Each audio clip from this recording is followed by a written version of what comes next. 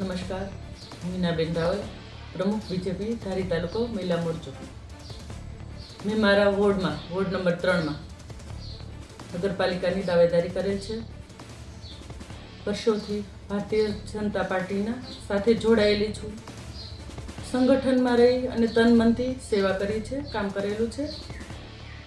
એમ છતાં પણ કાલે 10 તારીખે એવા વ્યક્તિને ફોર્મ ભરવા બોલાવ્યા છે કે જે પાર્ટીમાં સક્રિય તો નથી, સક્રિય સદસ્ય નથી, સક્રિય નથી, રાજકારણનો ર કે ભાજપનો ભ પણ નથી. એ વ્યક્તિને સમજ એવા વ્યક્તિને ફોર્મ ભરાવેલું છે. અને મેઇન વસ્તુ એ છે કે મેન્ડેટ પણ નથી આવ્યું. મેન્ડેટ આવ્યા વગર ફોર્મ ભરાવેલું છે ધારીમાં.